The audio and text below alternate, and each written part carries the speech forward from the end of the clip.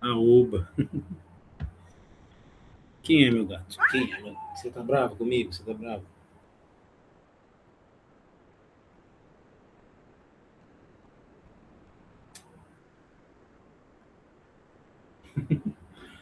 Então, boa noite, gente. O Logan vai ficar aqui um pouquinho.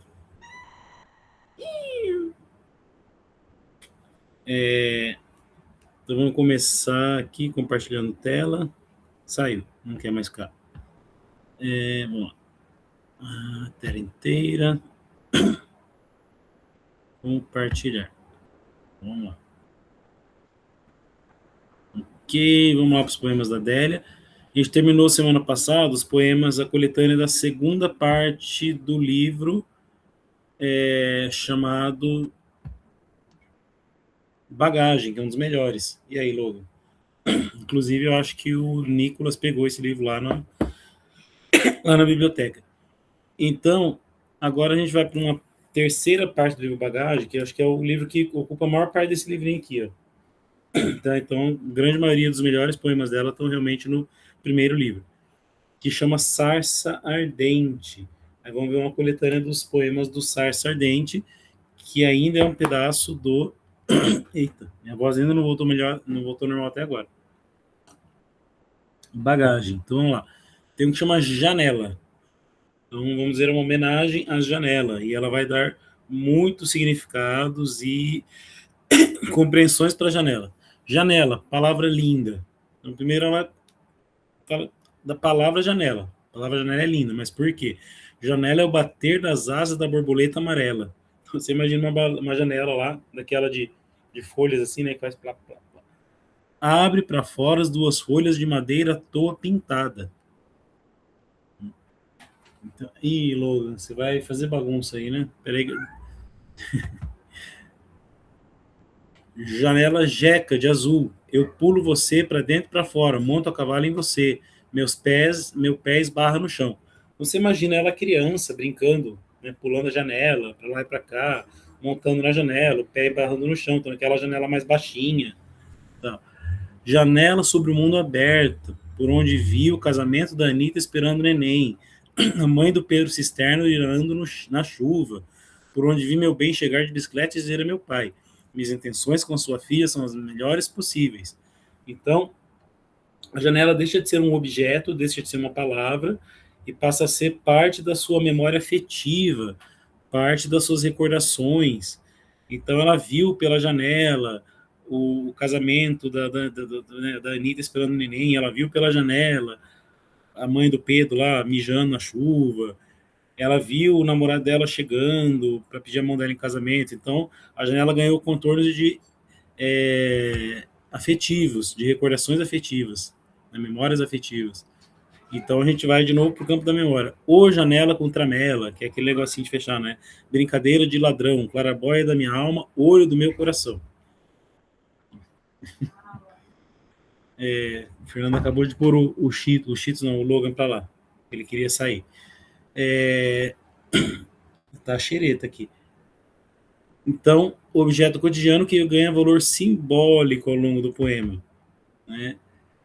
O texto começa saltando a palavra, depois imagens, né? E depois ela vai interagir fisicamente com a janela, e depois ela funciona como limite de passagem de dentro para fora, do sentimento para o mundo.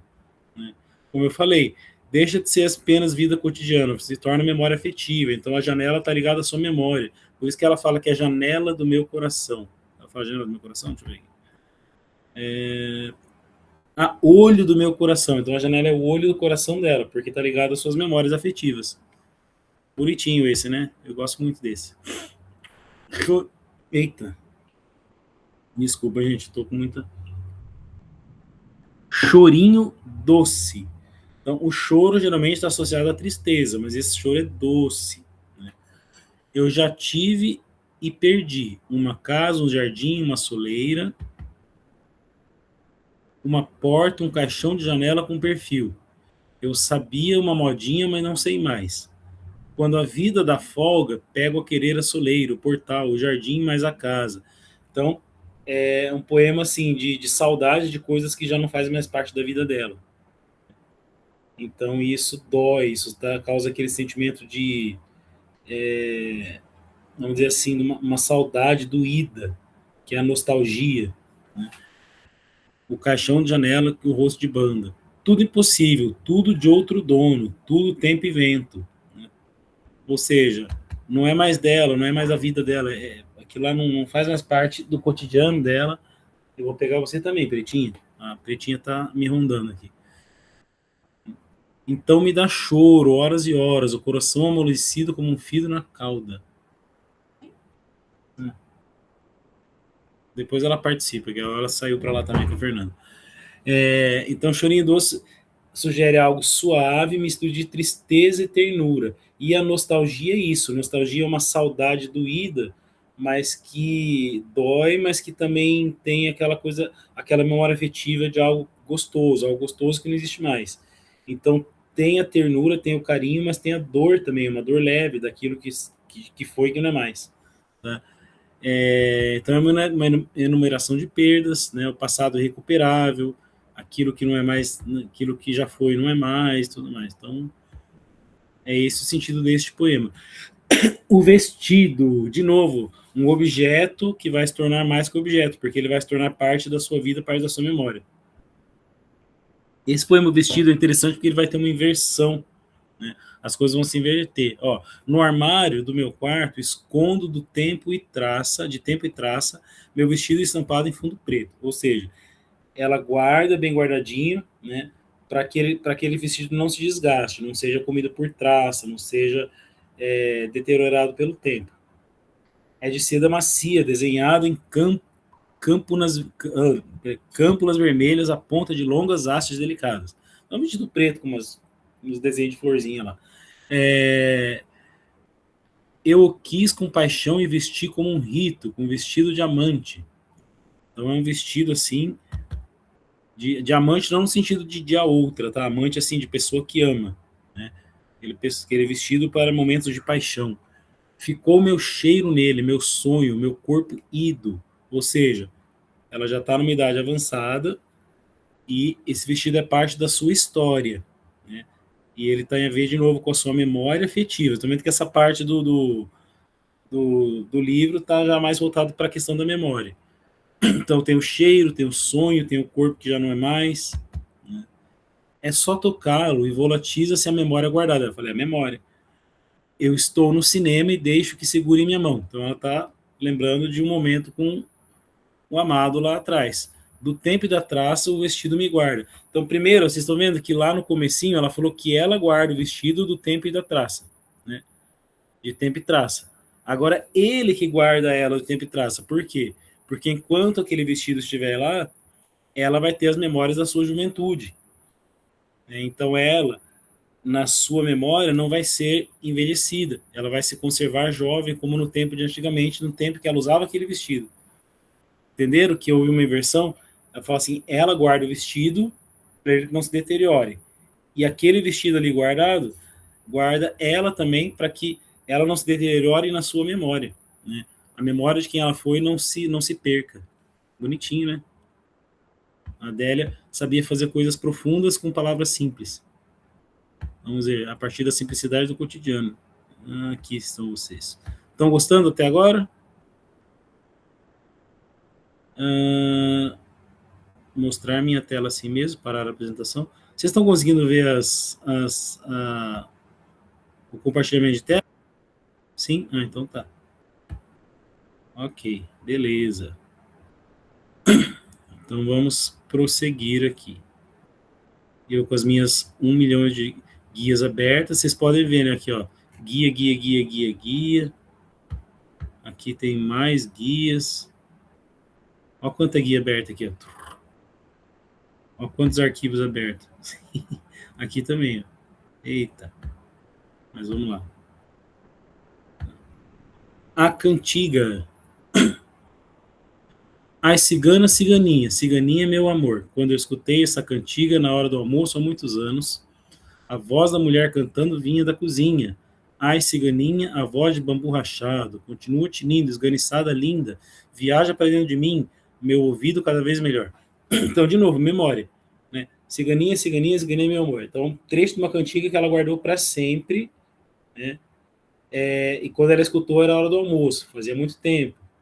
E aquela voz ficou na memória dela. Ela escuta aquela voz igualzinha era antes, né? A voz de uma borrachada continuou tinindo, né? Ela fala para dentro de mim. Para dentro de mim é o quê? Para minha memória. Meu ouvido cada vez melhor. Canta, canta, mulher, vai polindo o cristal. Canta mais, canta que eu acho minha mãe, meu vestido estampado, meu pai tirando boia da panela. Canta que eu acho minha vida. Gente, de novo, aquela canção, aquele trechinho de canção que ela guardou na memória, até com a voz do jeitinho que era, e ela pede, né? Ela pede para que aquela voz fique ali, porque aquilo lá vai fazer ela lembrar de todo aquele passado, tudo que estava envolvido ali naquele passado, não só a canção. Então ela vai lembrar da infância, vai lembrar da mãe, vai lembrar do vestidinho dela, vai lembrar do pai e tudo mais. Por isso que ela fala, canta que eu acho minha vida. A Adélia Prado tinha essa questão muito grande da memória afetiva, né, de estar ligado ao seu passado, à sua história e tudo mais. Belo poema, muito belo mesmo. Estão gostando? Agora, Dona Doida. Vou só achar vocês aqui. Achei. Ah, o Nicolas chegou agora. Deixa eu ver quem está aqui hoje. Temos a Bianca, a Giovana, o Gustavo, a Isabela, a Kézia e o Nicolas. Vamos ler o poema da Dona Doida. Aqui. Uma vez, quando eu era menina, ó, de novo, volta para o passado.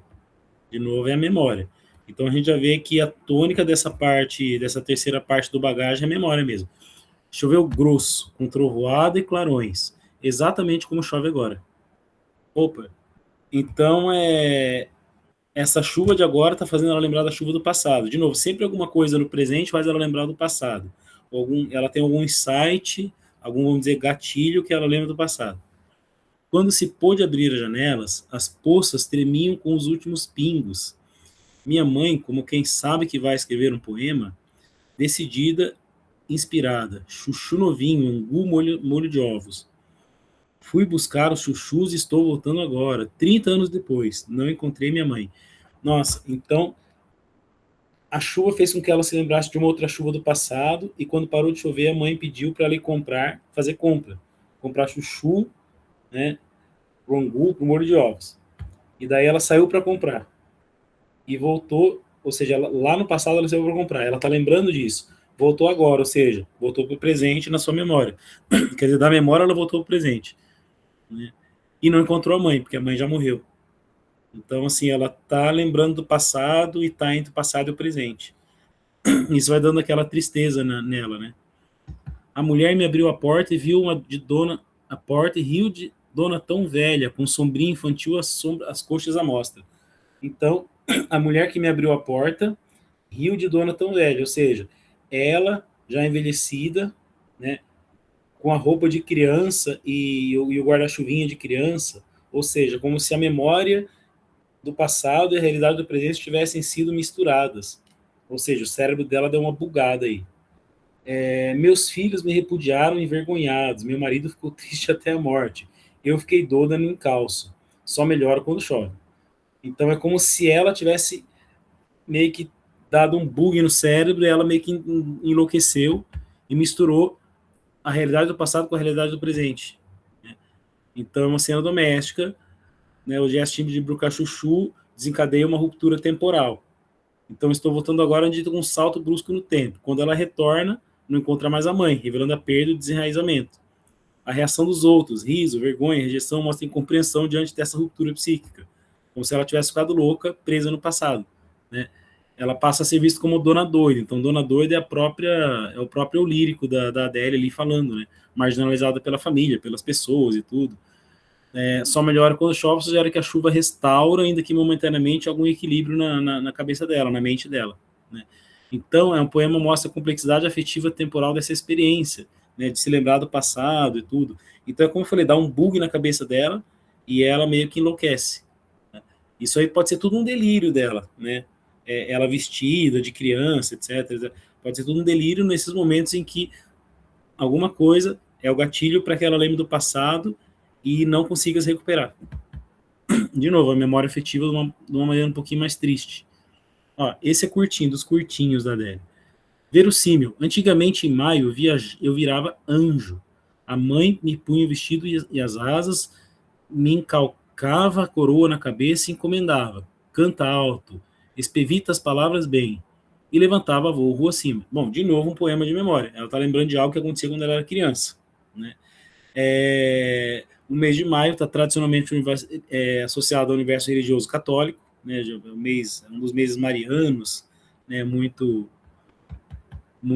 celebrados, né? É mês de Nossa Senhora de Fátima e tudo mais. Então, a mãe fantasiava ela de anjinho para alguma procissão, para alguma coisa, para alguma apresentação na igreja, tudo mais. Então, a mãe orienta a performance, tudo, a cena mistura religiosidade, brincadeira, encenação, né? Então, ela falava que ela virava anjo, é uma transformação simbólica, né? Que para a criança é real. Então, a linguagem simples vai reforçar o tom de memória afetiva, né? Levantar voo pode ser entendido como brincadeira, quanto simbolicamente, uma elevação espiritual. E levantar voo na sua imaginação também. Então a infância torna o imaginário vivido como verdade. E, de novo, um poema que mistura memória afetiva, né, de uma vivência infantil, tá?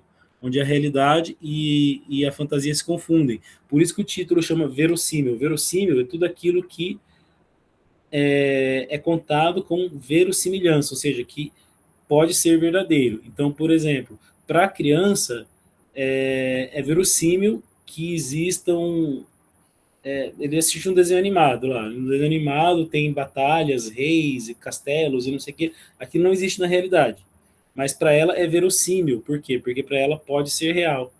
Né? Então, guerreiros cósmicos, para ela pode ser real. E mesmo na literatura, aquilo tem uma verossimilhança, ou seja, aquilo não pode existir, mas é verossímil, ou seja, é aceitável enquanto real. Tá? Para quem está no primeiro ano, ou quem já foi meu aluno, como a Késia, eu falo sempre, quando eu estou falando em introdução à literatura, de suspensão de descrença. Suspensão de descrença é uma coisa é um processo que acontece quando você está lendo obras literárias. É uma obra que não é verdadeira, não aconteceu de verdade, mesmo que seja baseada em fatos reais, mas ela parece real para você quando você está lendo, porque ela é verossímil. Tá?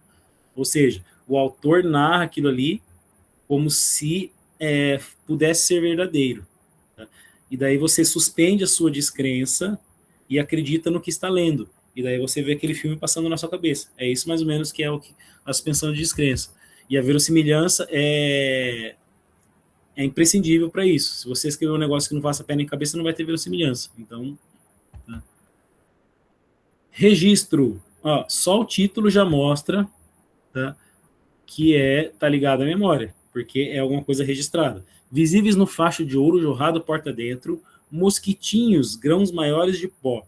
Gente, olha que legal esta metáfora aqui. Ela chama os mosquitinhos como grãos maiores de pó. Ou seja, aqueles mosquitinhos, sabe, pequenininhos assim, eles são grãos de poeira, só que eles são maiores, eles estão voando ali em volta de você. A mãe no fogão atiça as brasas e acende na menina nunca mais apagado na memória. Meu, olha isso. Ela tá lembrando da mãe lidando lá com o fogão de lenha, fogão a lenha. E o que ela vai acender na menina? O nunca mais apagado da memória. Ou seja, a menina nunca mais vai esquecer aquela cena. Que lá vai ficar guardado no coração dela para sempre. Uma vez banqueteando, se comeu feijão com arroz e mais um facho de luz, com toda a fome. Ou seja, o facho de luz saindo ali entrando na janela. Então, aquele facho de luz que deixa os mosquitinhos à mostra ali, né? Enquanto sua mãe fazia comida e ela comendo lá o arroz com feijão, ela nunca mais esqueceu aquela cena. Então, ela comeu o arroz com feijão e comeu o facho de luz, ou seja, ela registrou aquilo para sempre na sua memória. E nunca mais esqueceu. Então é isso. Geralmente esses poemas são curtinhos, porque realmente é só um momento da vida que ela vai lembrar, nunca mais esquecer, ela quer mostrar isso poeticamente. Tá? Pessoal do primeiro ano, eu tô falando sobre o gênero, não o pessoal da agricultura. O pessoal da agricultura vai começar essa semana. O pessoal da informática eu já falei. Mas é o que a gente fala do gênero lírico, ser expressão dos sentimentos da pessoa, né? Então aqui tem o eu lírico expressando os sentimentos em relação à sua memória.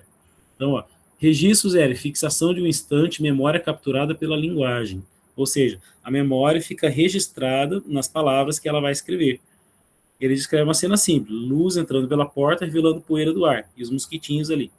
A imagem do facho de ouro transforma a luz em algo precioso e quase sagrado, né? Porque aquela luz dourada entrando pela janela. Gente, é muito bonito isso. A mãe aparece em atividade doméstica, proporcionando um ambiente familiar. Aí, esse momento cotidiano se torna marcante para essa criança aí. Eu acho que a Adélia foi uma criança muito feliz. O verso acende na menina, nunca mais apagado na memória, indica a memória permanente. A experiência envolve fome e alimento, elementos básicos da vida. A criança come não só o feijão, mas a luz, numa fusão material e simbólica. Então, tem a memória afetiva do arroz com feijão e a memória afetiva daquela luz entrando pela janela, né? Então, a coisa material e a coisa simbólica. A cena revela a capacidade de transformar o cotidiano em experiência intensa e poética. Valoriza o instante simples como algo digno de ser lembrado para sempre, né? E o título vai se conectar porque registro, como eu falei, é um momento essencial que fica guardado, gravado. Esse aqui é meio doido, esse poema aqui. É Mosaico. E quando eu falo meio doido, já vai ficar. O título já revela. Mosaico é aquele desenho todo recortado, assim, com as partes tudo meio misturada, né? Meio maluco. Então, um recorte, uma colcha de retalhos. João Joaquim era artista de teatro. Dava as mãos a Julietinha amarra e cantava Deus amor.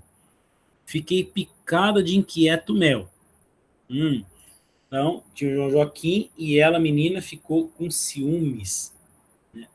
Porque, de certo, ela gostava, né? Ela tinha... Sabe a criança, quando ela vê um jovem, assim, e ela idealiza aquele jovem, ela fala que ela vai casar com ele, etc, etc. Então, é isso. Às 11, Joaquim subia do serviço com o paletó jogado no ombro só.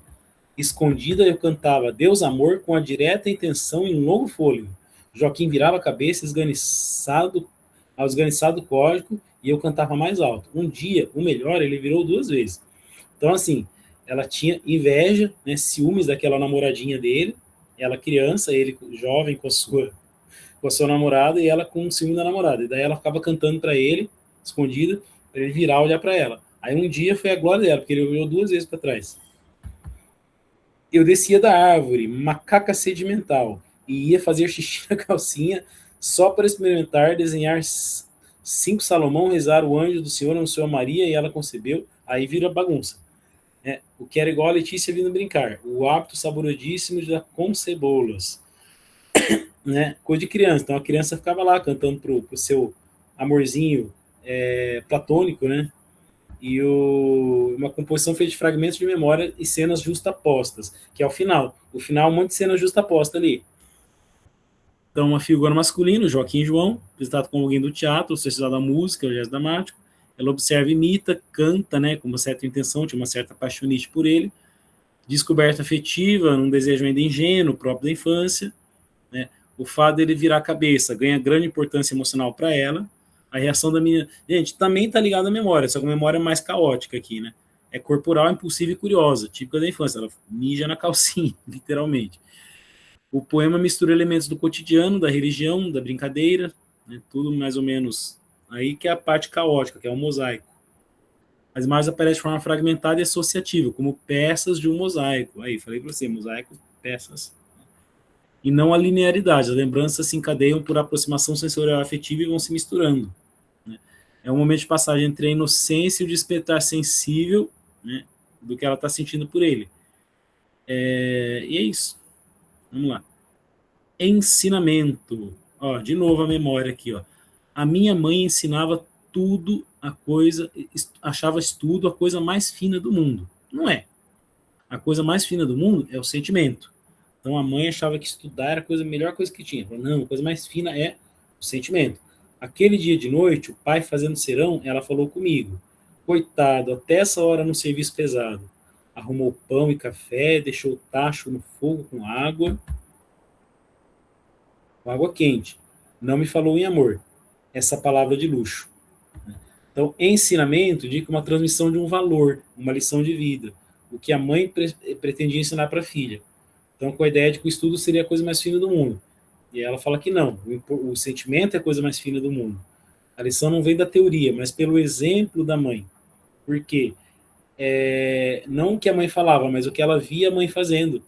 né? Porque o pai até tarde no trabalho, voltando do trabalho pesado, a mãe, né, se devotando a ele, fazendo lá o café, as coisas tudo, a comidinha para ele, cuidando dele. Então, um cuidando da casa, ela cuidando dele. Então, ela está vendo no exemplo dos pais o que é o amor ali, o que é a lição. Então, a lição não está na teoria, está na prática, né? Mostra o pai trabalhando até tarde, serviço pesado, a mãe com compaixão por meio de ações concretas, preparar o café, pão, água quente.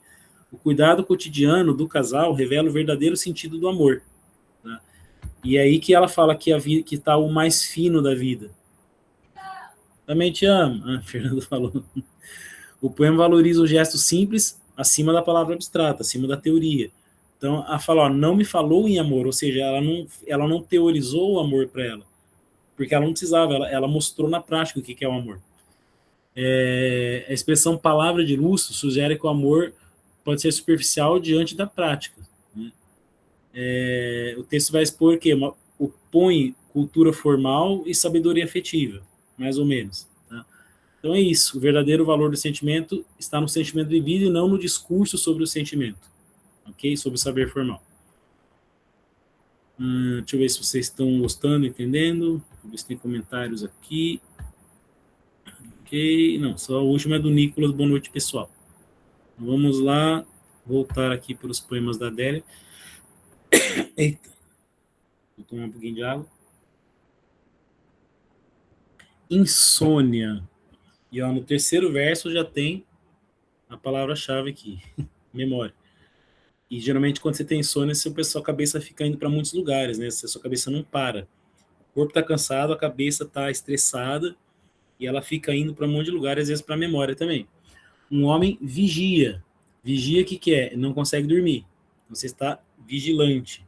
Dentro dele estudamos uivam os cães da memória. Olha que legal essa construção literária aqui. Então, uivam os cães da memória. Por quê? A memória fica lá gritando, uivando na sua cabeça. Aquela noite, o luar, o vento no cipó prata e ele, o medo a cavalo nele, ele a cavalo em fuga das folhas do cipó de prata. Aqui é toda uma linguagem simbólica, tá? Da sua memória. A mãe no fogo cantando, os zangões, a poeira, o ar anímico. Ladra seu sonho insone, em saudade, vinagre e doçura. Nossa, bem musical esse poema. Então, estado de vigília, ele não consegue dormir.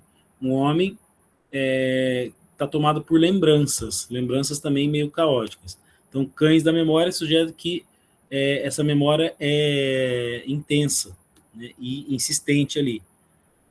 Então, as imagens da noite, luar, vento, cipó prata, cria uma atmosfera inquieta e sensorial, né? Então, ele não está...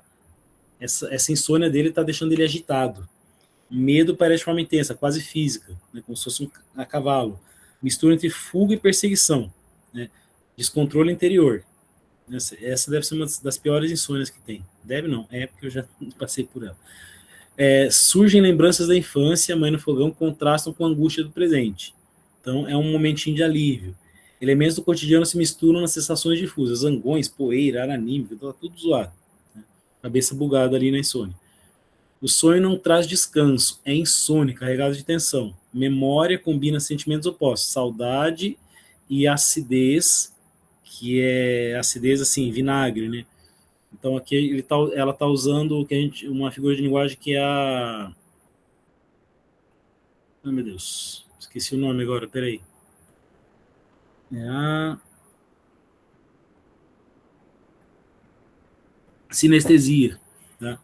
Então a acidez de uma memória difícil, uma memória assim, sabe? Ácida mesmo. E doçura. Então, foi uma mistura interioridade psíquica, imagem da natureza, e daí é essa coisa, esse estado de, vamos dizer assim, de tormenta, de inquietude, com alguns momentos de doçura, de suavidade, tá? E mesmo assim ele não consegue dormir, porque é horrível isso. Eu sei porque eu passo por isso. Tem insônias recorrentes, assim, ocasionais. Fé. Uma vez, da janela, vi um homem que estava prestes a morrer, comendo banana amassada. Então, de novo, a memória aqui. Ó. Uma vez, na janela, vi. A linha do seu queixo era já de fronteiras, mas ele não sabia, ou sabia. Como posso saber? Comia achando gostoso, me oferecendo corriqueiro, todavia, inopinado, perguntou. Ou perguntou comum, como das outras vezes. Como será a ressurreição da carne? E nós já sabemos. É como nós já sabemos, eu lhe disse. Tudo como é aqui, mas sem as ruindades. Que mistério profundo, ele falou.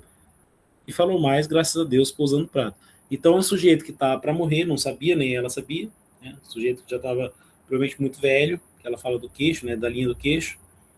E daí ele, comendo banana amassada, ele perguntar como é que será a ressurreição da carne. Daí já vai ter o elemento religioso. Ela fala assim, é igual aqui, só que sem as ruindades. Ou seja, quando você vai para o céu.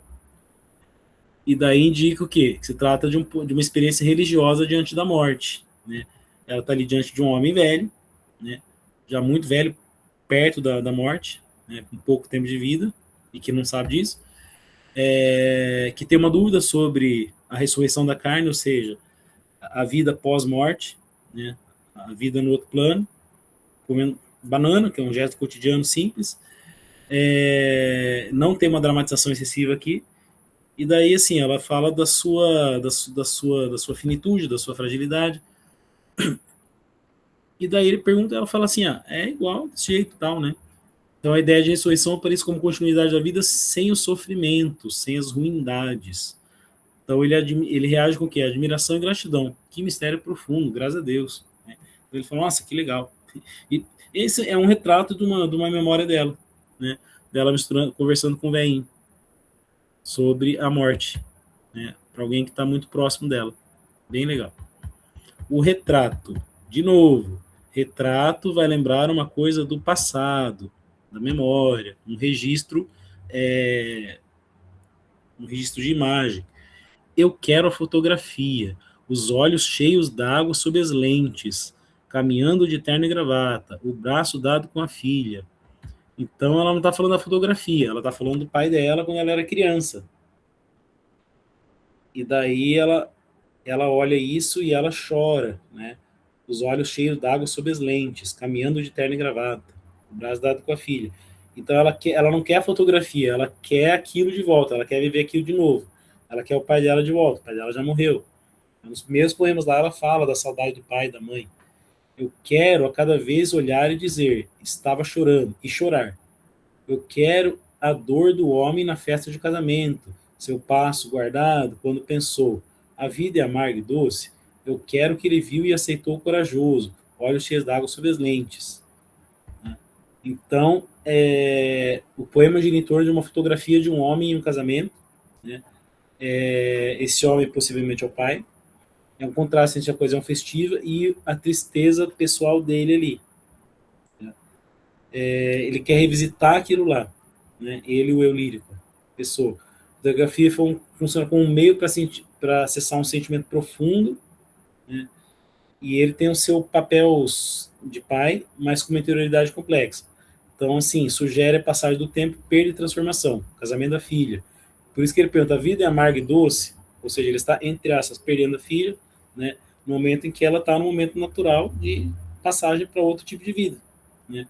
Então, é a ambiguidade da experiência humana. Então ele valoriza assim, uma dor digna, silenciosa e corajosa, de um pai se despedindo, entre aspas, da filha.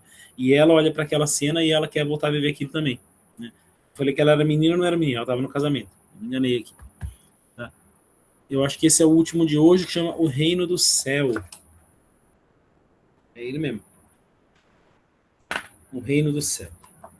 Depois da morte, eu quero tudo que o seu vácuo abrupto fixou na minha alma.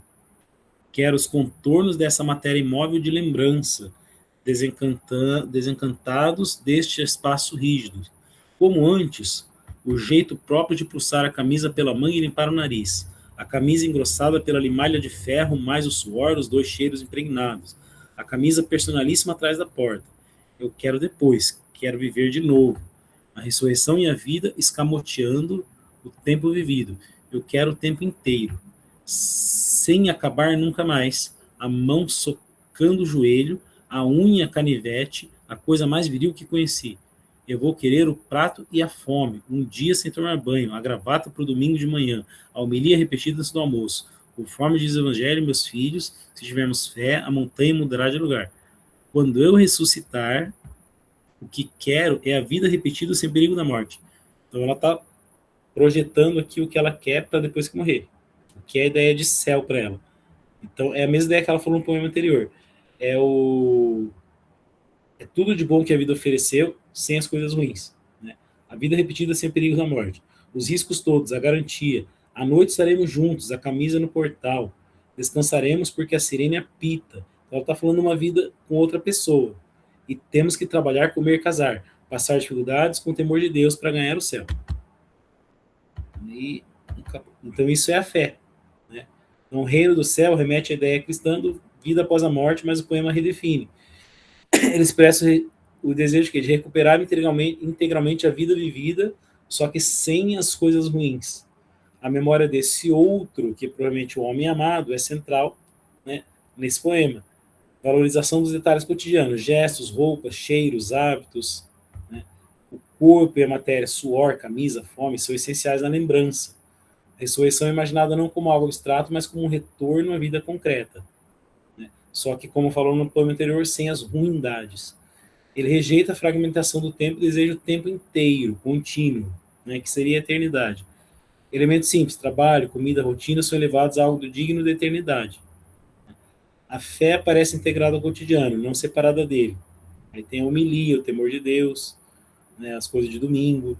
O céu é conseguido com repetição da vida sem a ameaça da morte, ou seja, é a eternidade. Valorização do esforço humano, trabalhar, sofrer, viver em comunidade, temer a Deus, etc, etc, e ir para o céu. Então, é o título Reino de Deus, conecta-se com o conteúdo, porque o poema redefine a ideia tradicional de céu. Né? Não um espaço abstrato distante, mas uma continuidade da vida com tudo que ela tem de, vamos assim, com todas as potências boas que ela tem. Ok? E para hoje foram esses, gente. Ainda estou me recuperando, essa voz está mais ou menos, mas vamos lá. Quer ver? Ó? Opa, aqui. Eita. Deixa eu. Sai. Parar de compartilhar. Então, eu simplesmente estou amando esta aula. Ela fala sobre memórias e também sobre um pouco sobre insônia. Eu amei. Ah, obrigado, Maria. Maria Santos. Então, vamos lá. Para a semana que vem, ainda tem mais uns 2, 3 poemas do Bagagem. 4. E depois a gente vai começar o segundo livro de poemas dela, né? Seleção do segundo livro de poemas dela, que chama O Coração Disparado. Tá ok? Luto, os poemas estão ficando diferentes. Antes tinha bastante referência religiosa, luto. Porque ela é uma poetisa muito versátil, né? Ela fala sobre muitas coisas diferentes, muitas, e vai integrando. Uma hora ela pega uns poemas assim, depois assado, depois assado. Então ela começou falando sobre experiência religiosa, afetiva, memória religiosa e tal. Depois falou sobre amor, muito sobre amor, e agora mais sobre memória. Então ela vai falando um pouquinho sobre tudo. Certinho? Fiquei feliz que vocês gostaram. Gente, eu não vou delongar muito mais essa aula, porque vocês estão vendo que minha garganta está demorando para voltar ao normal. Se Deus quiser, agora que o tempo der uma amenizada, eu vou melhorar. Certinho? Gente, mais sentimento em relação ao passado, sim. Agradeço a presença de vocês. Sexta que vem a gente volta, tá? Para terminar os poemas da bagagem e começar os poemas de coração, o coração disparado. Beleza? Certinho, gente? Agradeço então a presença de vocês. Desejo um bom descanso para vocês e a gente vê semana que vem no IF, tá bom? Até mais, pessoal. Para a gravação aqui. Aí, bom, o gato